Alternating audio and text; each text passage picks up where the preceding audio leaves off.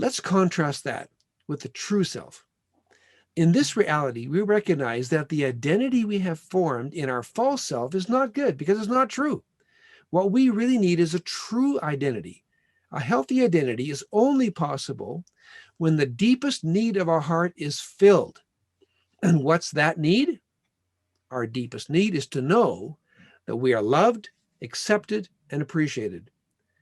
But what if that's not the message we have received from our family of origin, or maybe from people around us now?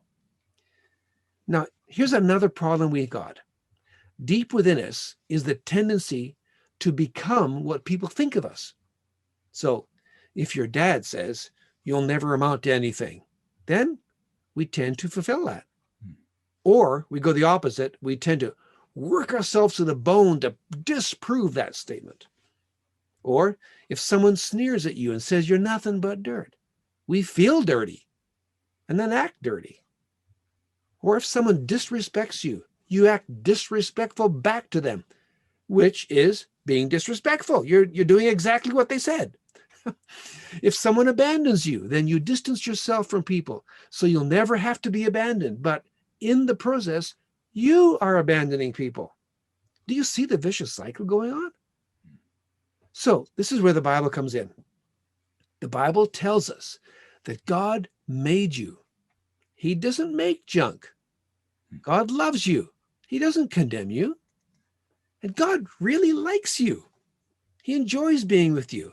In fact, he wants you to come live with him forever in a promised land flowing with milk and honey.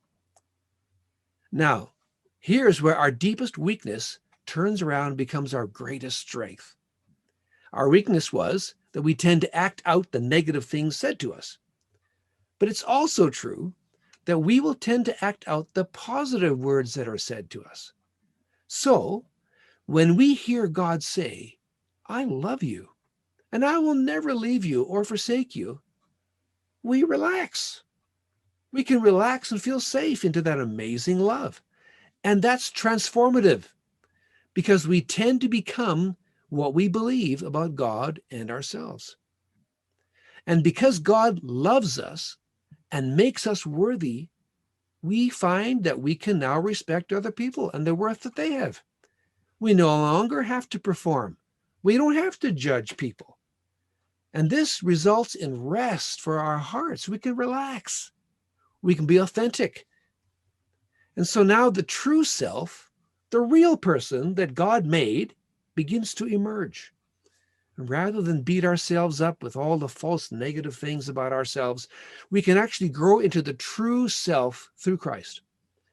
When we read the Bible talking about dying to self, it's referring to that false self, the strategies that we learn and through dysfunction or trauma that we'd use to protect and defend ourselves.